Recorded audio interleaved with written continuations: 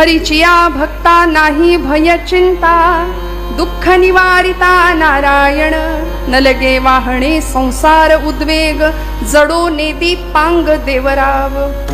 अतिशय सुंदर असा संत श्रेष्ठ जगद्गुरु, देहू निवासी, वैराग्याचे मूर्तिमंत पुतळे, संतांचा मुकुटमणी असलेले संत श्रेष्ठ तुकोबाराय यांचा 4 चरणांचा उपदेशपर असा अभंग आहे. एकदा का भक्त या स्थितीला आम्ही पोहोचलो की आम्हाला काहीच करावं लागत नाही, भगवंत आमची सगळी म्हणजे सगळी जबाबदारी घेतो, हे सांगणारा तुकोबारायांचा हा अभंग. विठ्ठल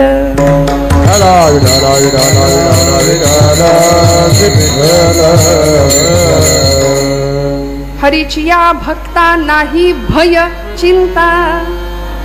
ज्या तुकोबारायांनी हा अभंग आमच्या समोर ठेवलाय ते तुकोबाराय.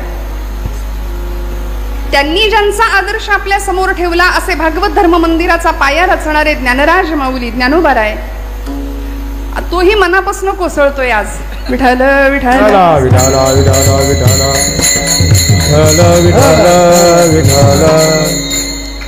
म्हणजे आजच नाही, रोज त्याची हजेरी लागत असेल, नाही असं नाही, पण आपलं म्हटलं आज जरा जास्त आहे. चला. हरिचिया भक्ता नाही भय चिंता, दुःख निवारिता नारायण, न लगे वाहणे संसार उद्वेग, जडो नेदी पांग देवराव.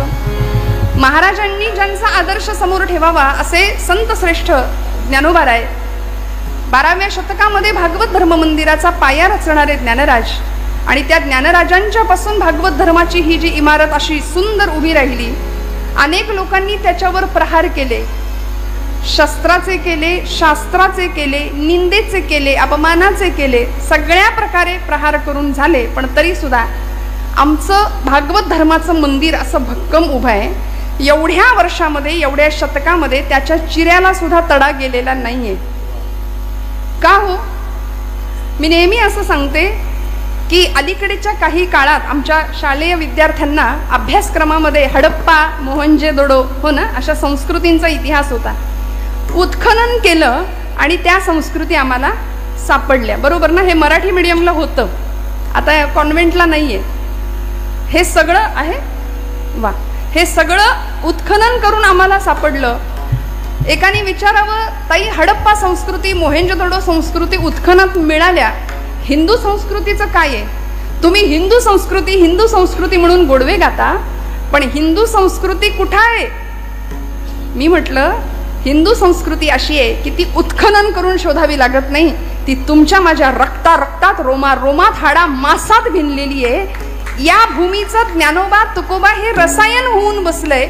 इथली परंपरा, इथले वेद, इथली शास्त्र, इथली पुराण, इथली उपनिषद, हे सगळं सनातन धर्माचं भूषण ठरावीत, अशा सगळ्या या गोष्टी आहेत. म्हणून आज जगाच्या पातळीवर फक्त तंत्रज्ञान, विज्ञान या क्षेत्रातच नव्हे तर आध्यात्मिक क्षेत्रात सुद्धा विश्व गुरु म्हणून भारताची नोंद झाली आहे.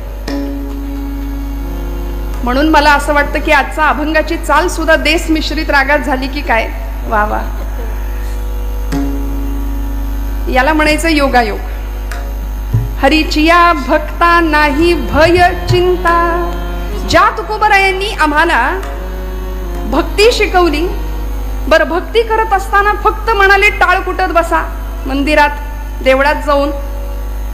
ज्या काळामध्ये देवळातला देव सुरक्षित राहील की नाही असा विलक्षण काळ होता तुकोबारायांच्या काळात. एकीकडे शककर्ता राजा घडत होता, महाराष्ट्राची राजमाता त्याला घडवत होती. तुकोबारायांनी वारकरी धर्माची पताका आपल्या खांद्यावर घ्यावी, संप्रदायाची पताका वारी करावी, जगाला भक्तीचं मोल सांगावं, भक्तीचं महत्व पटवून सांगावं, पण भक्ती बरोबर शक्तीचं सुद्धा महत्व समजावून सांगावं. आणि त्याच समाजाला हातामध्ये टाळ जरी दिला तरी त्याच समाजाला तुकोबाराय म्हणतात, विंचू देव्हाऱ्याशी आला, देवपूजा नावडे त्याला, तेथे पैजाराचे काम, अधमाशी तो अधम. त्यामुळे भक्ती या कन्सेप्ट मध्ये, भक्ती या संकल्पनेमध्ये काय काय नेमकं अनस्यूत आहे, काय समाविष्ट आहे? भक्ती करायची म्हणजे नेमकं काय? गळ्यात तुळशीची माळ, कपाळाला टिळा, पंढरपूरची वारी, ग्रंथांचं उत्तम वाचन, पारायण, हरिपाठ, उत्तम पाठ, देवळात बसून सतत टाळ कुटणे एवढीच भक्ती आहे का? या पलीकडचा व्यापक अर्थ भक्तीचा आम्हाला संतांनी शिकवला, अर्थात तो करून दाखवला. कृतिशीलतेतून आम्हाला ज्ञान कसं देता येईल हे संतांनी समाजाला दाखवून दिलं. म्हणून तर परोपकाराय सताम विभूतया, जगाच्या कल्याण संतांच्या विभूती देह कष्टविती. त्यांचं येणं याकरता होतं ना, रसातळाला निघालेल्या समाजाला सन्मार्गावर आणणं हे ध्येय होतं. हे जीवनाचं वास्तविक येण्याचा काही उद्देश नव्हता. माऊली हरिपाठात म्हणते, मागील या जन्मा मुक्त झालो. आम्ही मुक्त झालोय, आम्हाला इथे येण्याची वास्तविक गरज नव्हती, पण तरी आम्ही आलो. तुकोबराय आले, आम्ही वैकुंठीचे वासी, आम्ही इथले नाही, पण आम्ही वैकुंठीचे वासी आलो. याची कारणासी बोलिले जे ऋषी साच भावे वर्ताया. आम्ही या करता आलो. वास्तविक आम्हाला जो आनंद मिळाला तो तुम्हाला द्यायला आम्ही आलो. म्हणून भक्तीच्या प्रांतामध्ये हरिभक्त भरपूर आहेत, पण भक्ती कशी करावी? आणि भक्ती करत असताना कुणी जपजाप्य करतंय, कुणी तीर्थयात्रा करतं, कुणी दान धर्म करतं, कुणी कीर्तनाला येऊन बसतं, कुणी घरातच जपमाळ घेतं, समोर सिरियल चालू असते, हातात जपमाळ असते, ज्याची त्याची भक्ती. परवा एक आजीबाई म्हणली, लाव ग आई कुठे काय करते, हातामध्ये जपमाळ. ती संजना आली की रामकृष्ण हरी रामकृष्ण हरी रामकृष्ण हरी. अरुंधती आली की रामकृष्ण हरी रामकृष्ण हरी राम. असा जप चालतो. अशी भक्ती ज्याच्या त्याच्या सोयीनुसार आहे. माझं कुणाला काही म्हणणं नाही. गणपती आता येतील काही दिवसांवर, गणपती मंडळाची स्थापना होते. गणपती कुठेतरी कोपऱ्यात असतो, पण दिखावा जो काही असतो, देखावा फार तर मागे पत्त्यांचा डाव रंगेल. भक्ती जो तो ज्याच्या त्याच्या पद्धतीने करतो.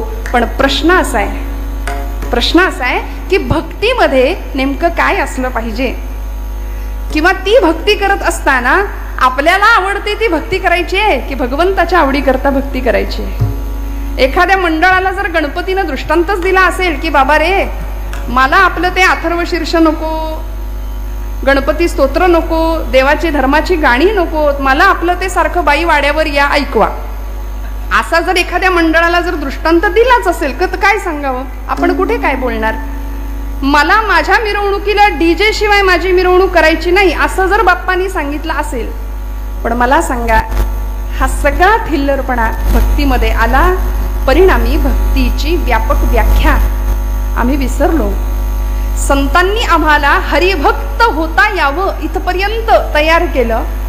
भक्तीची परिसीमा काय असावी हे समजावून सांगितलं. आणि या सगळ्यामध्ये जो हरिभक्त या पदवीला पोहोचतो त्या भक्ताला काय काय प्राप्त होतं? बरं, हरिभक्त कुणाला म्हणायचं? जो विभक्त नाही तो भक्त म्हणाले. आज आम्ही सगळे विभक्त झालो आहोत, सगळे विभक्त. 92 कुळी 96 कुळी याच्यातच आम्ही इतके विभागलो की एक कधी दिसणार.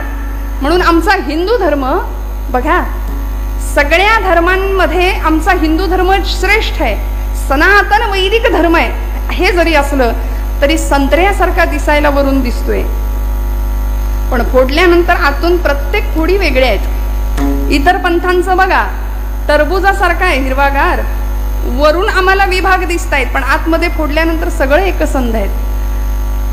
त्यामुळे भक्तीची व्याख्या फक्त देवभक्ती इथपर्यंत सीमित न राहता ती देशभक्ती, धर्मभक्ती, राष्ट्रभक्ती इकडे जावी. आणि असा हरिभक्त ज्यावेळी तयार होतो त्यावेळी त्याची अवस्था काय होते, त्याला काय काय प्राप्त होतं आणि भगवंत त्याच्याकरता काय करतो हे तुकोबराय सांगतात पहिल्या चरणापासून. हरिचिया भक्ता नाही भय चिंता. तुकोबरायांनी हरिभक्त या अवस्थेला आम्ही जेव्हा पोहोचतो तेव्हा आम्हाला काय लाभ होतात याचं वर्णन केलंय बरं का.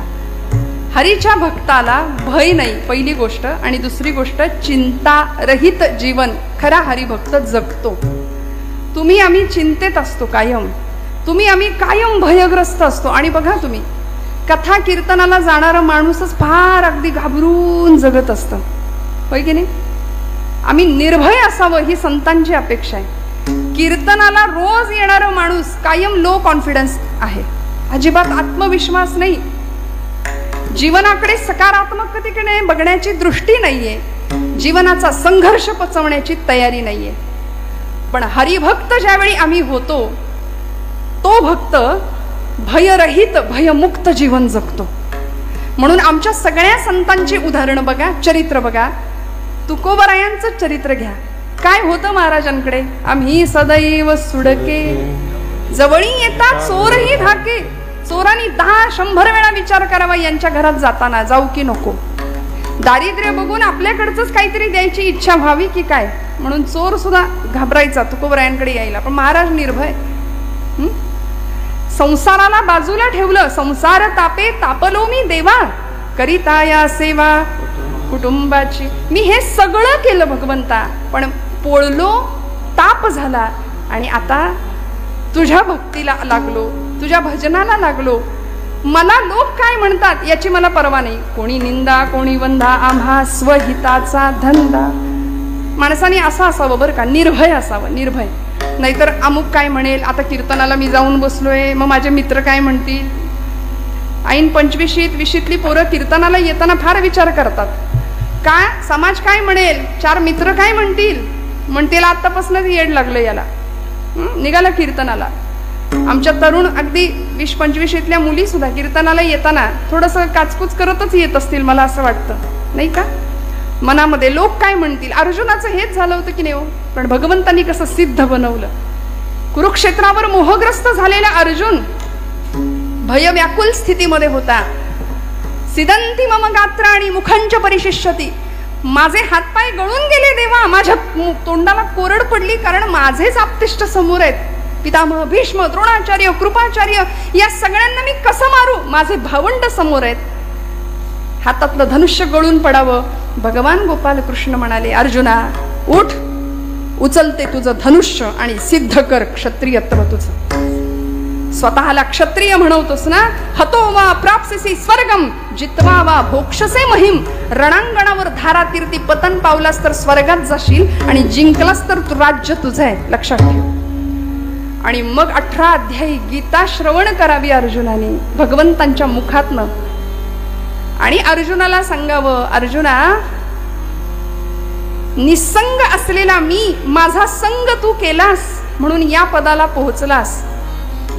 म्हणून तो भगवंतू जो निसंगाचा सांगा तू, तो म्हणे पार्था दत्त चित्तू होई आता. हे सगळं ऐकून घ्यावं लागलं अर्जुनाला, सगळं ऐकावं लागलं. आणि मग जे काही स्थित्यंतर झालं, मग जे काही परिवर्तन झालं, अर्जुनाला निमित्त केलं. आणि भगवंतांनी भारतवर्षातल्या सगळ्या अधर्माचा नाश त्या युद्धामध्ये केला. का हो? भक्तांनी निर्भय असलं पाहिजे. भक्ताचं ध्येय काय असलं पाहिजे? ते ध्येय निश्चित असलं पाहिजे. दुर्दैवानी आज तुमचं आमचं भक्ती राहू द्या बाजूला, व्यवहारात सुद्धा धड एक निर्णय नाहीये आमचा. कायम संभ्रांत, कायम गोंधळलेल्या अवस्थेमध्ये आहे की नाही. कायम भयग्रस्त आहोत. असं केलं तर असं होईल, मग तसं केलं तर काय होईल. निर्णय क्षमता नाही, पालकांकडे नाही. त्यामुळं पालक आपल्या मुलांमध्ये ती निर्णय क्षमता देऊ शकत नाहीयेत. मग आमचं बाळ 10वी पास होतं कसं बसं.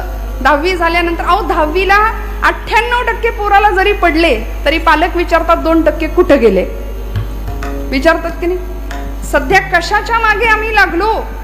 खऱ्या अर्थी निर्भय, बलवान आणि पोलादी स्नायूंचे संन्यासी मला हवेत, अशा स्वामी विवेकानंदांनी अपेक्षा केली होती. रामकृष्ण परमहंस म्हणायचे, मला निर्भय संन्यासी हवेत, तर भारतवर्षामध्ये मी काहीतरी बदल करू शकतो. आम्ही सतत भयग्रस्त आहोत, भीतीच्या वातावरणात आहोत. आजूबाजूला वातावरणही तसंच आहे. पण भक्त या पदाला आम्ही जेव्हा पोचतो, ती भक्ती ज्यावेळी फलद्रूप होते, त्यावेळी आमच्याकडे पहिला गुण येतो निर्भयता. का? कारण भगवंतावर जो आम्ही विश्वास ठेवतो तो कसा असतो? निष्काम निश्चळ विठ्ठली विश्वास पाहू नये वास आणि कांच. आता बाकी काही हरकत नाही, काहीही वाटेल ते झालं तरी आम्हाला त्याचा काही फरक पडत नाही. न मिळो खावया न वाढो संतान, न मिळो खावया न वाढो संतान. परिहा नारायण कृपा करो, नारायण कृपा करो, नारायण कृपा करो. तुटो हे शरीर फुटो हे मस्तक, नामाचा गजर सोडू नये. नामदेव महाराज म्हणले देह जावो अथवा राहो, पांडुरंगी दृढ भाव. काय भक्तीची परिसीमा असेल. आमचा इतका भक्तीतला सगळा गोंधळ आहे की आम्ही उपास जरी केला तरी दिवसभर इतकं तोंड वाकडं असतं आमचं. भक्ती करताना सुद्धा आम्ही किती संशयाने भक्ती करतो बघा. आम्ही कसे निर्भय होणार, आम्ही कसे चिंतामुक्त होणार, देव आहे की नाही हेच आमच्या डोक्यातनं अजून गेलेलं नाहीये. पक्क ठाम खरंच आहे का देव, नाही तर एवढे उपास तापास करतोय ते वाया जायचं. कोरोनामध्ये लोकांनी घातलेल्या माळा काढल्या की नाही, का शंका नव्हती. डॉक्टर म्हणले चांगलं चुंगलं खा, काढली माळ. का खात्री नाही. संशयात्मा विनश्यती असं भगवान गोपालकृष्ण गीतेमध्ये म्हणतात. मग आपण भक्त आहोत ना, मग आपण विभागलेले विभक्त असता कामा नये.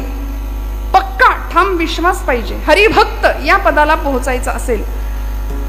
आमची भक्ती संशयाने ग्रासलेली आहे. एकाने मला विचारलं, आता श्रावण आलंय, रोज बेलाची पानं भगवंताला व्हावी म्हणतो, सुरुवात केली खरी पण शंकर पावला नाही तर. हे पुढचंच अजून सुरुवात पण नाही. आरंभ शूरहा असं म्हणतात आपल्याकडे त्याला. सुरुवात करायची, सुरुवात करतानाच आम्ही नकार इतका जीवनामध्ये भरवलाय. पावला नाही तर काय करायचं म्हटलं, जर तर राहू दे. नाही म्हणले मग देव बदलू का, हे आणि त्याच्यावर. आमची उपासना भगवंताला बदलण्याकरता नाही मंडळी, स्वतःला बदलण्याकरता. अंतर्बाह्य तुमच्या माझ्या जीवनामध्ये परिवर्तन व्हावं याकरता भक्ती आहे. म्हणून म्हणतात दुर्दैव जावं याकरता भक्ती नाही करायची, दुर्दैवाचे घाले सहन करण्याची शक्ती मिळावी याकरता भक्ती आहे. विठ्ठल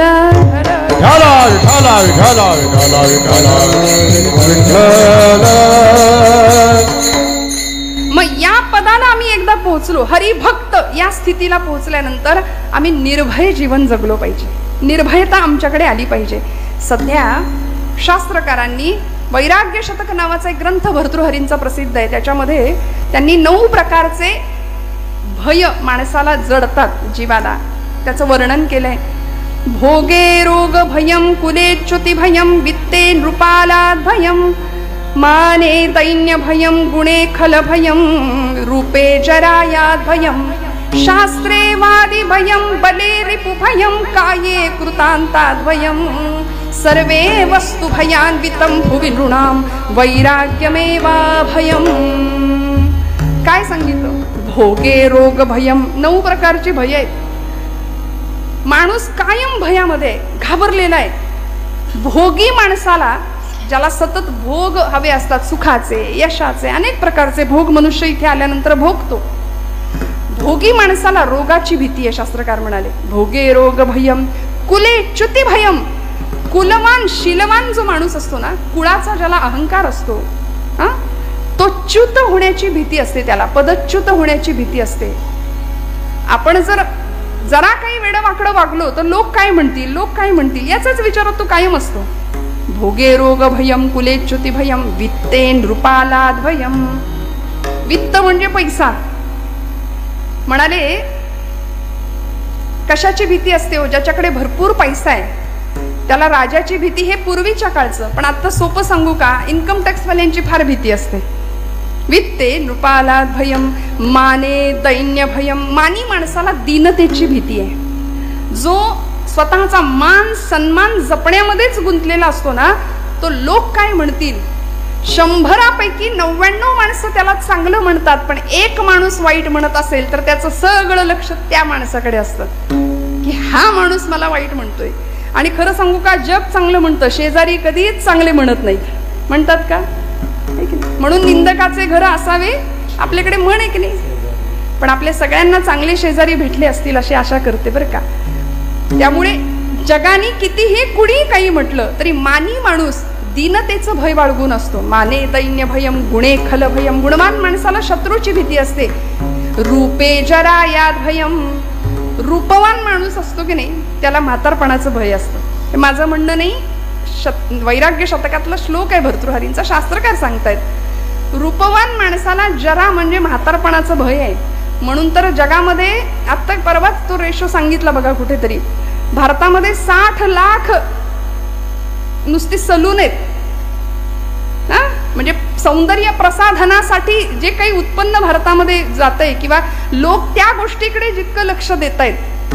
रूपे जराया भयम, रूपवान माणसाला म्हातारपणाचं भय आहे. पण हे अंतिम आहे की नाही सत्य? 25व्या वर्षी जी देहाची अवस्था आहे ती 75व्या वर्षी असेल का? मान्य करावं माणसानी. आम्ही कीर्तनामध्ये बऱ्याचदा नारदीय कीर्तन, आता तुम्हाला माहिती आहे मी मागच्या वेळी नारदीय कीर्तन इथं केलं होतं. मग ते उत्सव असा असतो की सलग कीर्तन एकाच ठिकाणी असतात. मग मी एके ठिकाणी असं म्हटलं, मला राणी लक्ष्मीचं चरित्र सांगायचं होतं, झाशीच्या राणीचं. म्हटलं तरुण मंडळी जरा समोर पाहिजेत. पण मी असं म्हटलं की उद्या जरा काळे केस अपेक्षित आहेत, आज सगळेच पांढरे केस आहेत. माणसं एवढी हुशार, दुसऱ्या दिवशी सगळे डाय करून आले, हेअर डाय, सगळ्यांनी केस रंगवले. आम्ही जागच्या जागी डाय व्हायची वेळ आली. परिणाम रूपे जरायात भयम. वर्ण तिकीट पाठवले, भगवंतांनी निरोप दिलाय की बाबा झाला तुझा उत्तर रंग सुरू, आयुष्याचा उत्तरार्ध सुरू झाला 40 नंतर. मान्य करावं माणसाने. पण नाही, रूपे जरायात भयम शास्त्रेवादी भयम. शास्त्रवान शास्त्रपंडित निपुण माणसाला वादाचं भय असतं. गुणे खल भयम, गुणवान माणसाला शत्रूचं भय आहे. काये कृतांतात भयम, आणि शरीराला मृत्यूचं भय आहे. किती घाबरू नये बघा आम्ही. शरीर मृत्यूने भयभीत आहे. आता येईल का उद्या येईल. कोरोनाच्या काळात आपल्याला सगळं मृत्यू असा गिरट्या घालत होता आमच्या आजूबाजूला. आमची माणसं कितीतरी गेली है की नाही. शरीराला मृत्यूचं भय आहे. काये कृतांतात भयम. पण उपजेते नाशे नाशिले पुनरपी दिसे, हे घटिका यंत्र जैसे परिभ्रमे गाजर माऊली म्हणते. तर आम्ही हे मान्य करावं आणि निर्भय राहावं. म्हणून तर तुकोबारायांना मरणाचा सोहळा करता आला. तुम्हाला मला करता येत नाही. आपण म्हणू मरणाचा कुठे सोहळा असतो का? पण महाराज म्हणतात आपुले मरण पाहिले म्या डोळा, धन्य तो सोहळा अनुपम्य. सोहळा केला, मरणा हाती सुटली काया, असं तुकोबराय म्हणतात. का हो? कारण निर्भय झाले, निर्भय अवस्था प्राप्त झाली. तुम्हाला मला ती अवस्था प्राप्त व्हावी म्हणून हरिभक्ताची लक्षणं आणि भक्ताचे लाभ तुकोबराय सांगतायत. बघा तुम्ही कुठल्याही गोष्टीच्या बाबतीत आम्ही एखादी गोष्ट करायला गेलो तर आपण पहिला प्रश्न विचारतो, मग मी हे केलं तर त्याने मला काय मिळेल? हे मी केलं तर मग काय होईल? मला काय मिळेल? प्राप्ती काय? लाभ. सध्या मनुष्य सगळ्यातनं लाभ बघतो, बरोबर ना? सगळ्या गोष्टीतून आपल्याला काय मिळेल, फायदा काय मिळेल? तुकोबरायांना आमच्या सगळ्यांची ही मनोवृत्ती माहिती आहे. म्हणून म्हणले भक्ती करा, हरिभक्त व्हा, तुम्हाला काय काय मिळेल. मोठीच्या मोठी यादी सांगितली या अभंगामध्ये. पहिली गोष्ट निर्भयता तर आहेच आहे, आणि अशी निर्भयता होती म्हणून अनेक हरिभक्त भक्तीच्या प्रांतामध्ये यशस्वी झाले. नवे पांडुरंगाला, आपल्या उपास्य देवतेला आपलंसं केलं. आमची राधाराणी असेल, मीराबाई असतील, कान्होपत्रा असतील, जनाबाई असतील. जनाबाईंना तर सुळावर चढवण्याची शिक्षा सुनावली गेली ना, पण निर्भय होत्या. पांडुरंगाला जाब विचारायच्या, अरे विठ्या विठ्या मूळ मायेच्या कारट्या. पुढचं फार वाईट बोलल्या, तिथे नाही बोलू शकत. जनाबाई का हो? हक्क होता परमेश्वरावरती, आणि जो खरी भक्ती करतो त्याचा प्रेमळ हक्क भगवंतावर असतो. तुम्ही आम्ही हक्क नाही राखू शकत, कारण आम्ही लबाड भक्त सगळे. आमची भक्ती म्हणजे फक्त दाखवण्यापुरती. खरं सांगू, ब्रह्मचैतन्य गोंदवलेकर महाराज म्हणतात की आपली भक्ती अशी असली पाहिजे की आपल्या घरच्यांना सुद्धा कळलं नाही पाहिजे आपला परमार्थ. इतका लपून परमार्थ पाहिजे. आपल्या शेजारच्याला सुद्धा कळलं नाही पाहिजे. आम्ही मात्र सगळीकडे दाखवत आमचा परमार्थ करतो. जनाबाईंचा परमार्थ असा होता, दळिता कांडिता तुझं गायीनं अनंता, जात्यावर दळायला बसावं आणि पांडुरंगाला बोलवावं. दिशा उजळल्या गेला कोंबडा अरवून,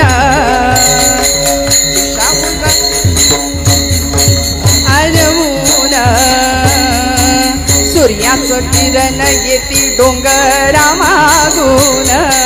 हो, सूर्याचं किरण येती डोंगरा मागून.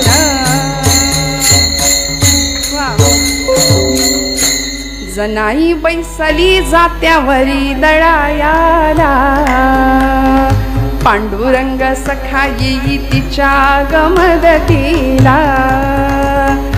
घरच्या पिठाची घालू भाकर पती देवा, ही गोडी अमृताची पांडुरंगा वाटे हेवा. भगवंतानी धावत यावं, जनाबाईंनी सांगावं, पांडुरंगा सख्या ये रे, हाक मारावी आणि भगवंतानी धावत यावं. जने जने आलो ग, जनी मांडते दळाणा, नाम ओठी घोळते भारी जड. भगवंतानी धावत यावं, कारण जनाबाई म्हणायची, अरे अरे विट्या मूळ मायेच्या कारट्या. नामदेव भांडण करायचे, भक्त कैवारी या होशी नारायणा, भक्त कैवारी या होशी नारायणा, बोलता वचन काय लाज, काय लाज, पंढरी निवास सदा पांडुरंग, पंढरी निवास सदा पांडुरंग. नामदेव महाराज म्हणायचे, तुला माझ्याशी बोलायला लाज वाटते काय रे देवा? असं आम्ही बोलू शकतो का? नाही. का? मला सांगा. आम्ही सगळ्या माता भगिनी, मी थोडस या वर्गाला बोलते, की आपलं पोटचं लेकरू जर दिवसभर उपाशी असेल, जेवलंच नाही, तर आपल्याला किती वाईट वाटतं. एकदा तरी डोळ्यात पाणी येतं की नाही, आज माझ्या लेकरांनी, आज माझ्या काळजाच्या तुकड्यांनी काही खाल्लं नाही. किती गुंतलोय आम्ही बघा मायेमध्ये. वास्तविक तोच तुकडा काळजाचा मोठा होतो, लाथ मारायला पुढे मागे बघत नाही, पण त्याच्याकरता आम्ही किती तुटतो, किती झुरतो. संत म्हणतात, तेवढं झुरणं, तेवढं तुटणं भगवंता करता ठेवा. तरी झडझडोनी महिला निघ, ये भक्तीची वाटे लाग, तै पावसी अव्यंग निजधाम माझे. आम्ही भगवंतासाठी कधी रडतो का हो? समजा आमचं पोरग जेवलं नाही म्हणून आम्ही एखाद्या वेळी डोळ्यात पाणी येईल, माऊलीचं नाव उच्चारल्यावर आमच्या डोळ्यात पाणी यावं, पण ते नाही येत. भगवंता पुढे नैवेद्य ठेवून आम्ही कधी रडलोय का? जसं पोरासाठी रडतो तसं. आज माझा देव जेवतच नाही, जेवतच नाही. आम्हाला वेळ कुठे, आम्ही काढून घेतो लगेच. खाल्लं बिल्लं तर करायचं काय त्याने? आम्हाला इतकी घाई आहे, भगवंता करता आम्ही रडत नाही. आणि खरं सांगू का, नामदेव महाराज रडले म्हणून पांडुरंग जेवला. अज्ञान स्वामी रडले म्हणून रामराय जेवले. ब्रह्मचैतन्य महाराज रडले म्हणून राम जेवला त्यांच्या हातनं. इथे आम्ही रडणार कुणी नाही, त्याला बोलवणार तर कुणी नाही. तो तिष्ठत उभा आहे 28 युगांपासून. पुन्हा कधीतरी एखादा माझा नामदेव यावा, मला हट्ट करावा जेवणाकरता. पुन्हा कधीतरी एखादी जनाई यावी, तिने मला बोलवावं. तो व्याकुळ आहे, तो आर्त आहे, तो भावाचा, भक्तीचा भुकेला आहे. आमचा नैवेद्य तो खात नाही. आणि खरं सांगू का, आपला नैवेद्य तो खात नाही, याच्यातच तो आपली आब राखून आहे. विठ्ठल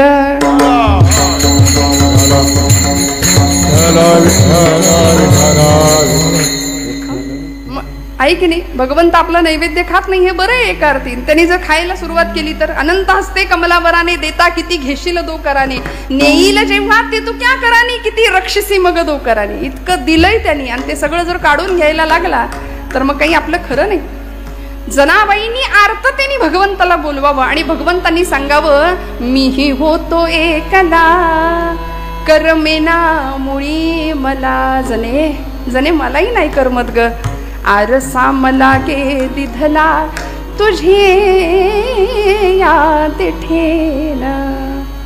पांडुरंगा सख्या आलास करे, हात तुझा लागला रे, जात झालं हलक हलक, दारी आलं अमृत पिक, तुझी याद ठेन. पांडुरंगाने सांगावं, जने काय सांगू, मीही होतो एकला, करमेना मुळी मला. आणि असा संवाद भगवंताचा जनाईचा चालावा. आपल्या सगळ्यांना कथा माहितीये, मी काही वेगळं सांगत नाहीये. एखादी कथा जर सांगायला लागली ना, लोक म्हणतात ऐकलंय, माहितीये, परत काय. हे स्वतःला सॉफिस्टिकेटेड समजणारी माणसं बरं का, कीर्तनातली. श्रद्धा नाही, भाव नाही, व्यवहारातलं मोठेपण इथं सुद्धा जपणारी काही मंडळी असतात, पण आपल्यापैकी तसं नाहीये कुणी, याची मला जाणीव आहे.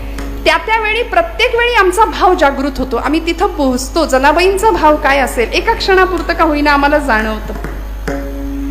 आणि ज्यावेळी पांडुरंगाने दळायला सुरुवात करावी, भगवंताला सांगावं जनाईनी, पांडुरंगा तुला सवय नाही बाबा, कंबर बिंबर दुखेल. आडवे झाले भगवंत, गळ्यातला रत्नहार काढून टाकला. थंडी होती म्हणून जनाबाईनं आपलं कांबळं टाकावं. इकडे पहाड झाली, भूपाळीचे स्वर कानावर पडले. सगळे पुजारी म्हणतायत भूपाळी आणि लक्ष हाराकडं. विषयात बडबडलेली माणसं याहून दुसरं काय करणार. सगळी बडबड गडबड सुरू झाली. सगळे विकारग्रस्त आम्ही माणसं, आम्ही सगळं याकडेच लक्ष देतो. बघा तुम्ही, ताबडतोब जनाईवर आळ घेतला गेला, तिला पकडलं गेलं. आपली कथा पुढची सगळी माहिती आहे तुम्हाला. जनाबाईंना सुळावर द्यायचं ठरलं. आणि सुळावर जाताना जनाबाईंनी पांडुरंगाला जाब विचारावा, भगवंता दळिता कांडिता तुझं गायीन अनंता म्हणून प्रत्येक काम करताना तुला आठवलं, तुझं स्मरण केलं. कुठल्याही कामामध्ये प्रत्येक श्वासाला मी तुझं नाम घेतलं. पांडुरंगा हा दोष मला लागावा अशी जर तुझी इच्छा असेल तर ठीक, तुला हवं तसं होईल. पण मी निर्दोष आहे हे जगाला जर कळायचं असेल ना तर भगवंता तुला यावं लागेल. म्हणून सुळावर देताना जनाबाई म्हणतात, पाटील अहो पांडुरंगाच्या देवळात निघाले तरी पायरीला नमस्कार करून जाते. आज तर आयुष्य संपवायला निघाली, या सुळाला नमस्कार तर करते. म्हणून सुळाला हात लावला आणि सा सूळ सगळा वितळायला लागला. लोखंडाचं पाणी झालं. आता जर हे असं नवीन पिढीला सांगितलं तर फार पुढारलेली, फार शिक्षण घेतलेली मंडळी म्हणतात हे काही पटत नाही. बुद्धीला पटत नाही, पण बुद्धीपेक्षा भावनेनी इथे विचार करायचा असतो. बरं त्यांना पटावं तर त्यांनाही सांगावं लागेल, नाहीतर ते इकडे येणारच नाहीत. आपलं फार आहे बघा तुम्ही, आपल्या संप्रदायामध्ये असू दे, हिंदू धर्मामध्ये असू दे, आमची नवीन पिढी भरकटलेली आहे, वेगळ्या मार्गावर जातीये. का? कारण आम्ही त्यांना आपलंसं करून घेत नाही. तुला नाही कळायचं ते जाऊ दे, तुझं तू बघ. आपण त्याला बोलून मोकळे होतो. पण ते म्हणतात हे तुमचं मॅजिक आम्हाला पटत नाही. आमचं लॉजिक काय आहे? लोखंडाचं असं पाणी होऊ शकत नाही. अहो पण पंचभौतिक असलेला देह आहे, भूजल तेज समीर ख अशा 5 महाभूतांपासून बनलेला देह. त्यातलं अग्नितत्व भगवंत जागृत करतात. आणि अग्नीचा स्पर्श झाल्यानंतर लोखंडाचं पाणी जसं होतं तसं अग्नीची सत्ता तिच्या हाताच्या स्पर्शाला दिली, लोखंडाचं पाणी झालं. सर्व सत्ता आली हातात, नाम याचा खेचर दाता. भगवंत सत्ताधीश आहे, तो तुम्हाला मला सगळं द्यायला बसलाय. त्यामुळे आम्ही निर्भय व्हावं आणि मोकळ्या मनाने, मोकळ्या अंतःकरणाने भगवंताची भक्ती करावी. नाही भय चिंता, चिंतारहित जीवन तुमचं आमचं असावं. का? कारण दुःख निवारिता नारायण तुझं मोकलील असावं. सकल जीवांचं करीतो सांभाळ, तुझं मोकलील ऐसे नाही. का बरं आपल्याला सोडेल? कारण तो कसा आहे? दुःख निवारिता नारायण तुकोबराय म्हणतात. आणि मग हे सगळं कळायचं असेल तर आम्ही काय केलं पाहिजे? अभंगाचं 2रं चरण.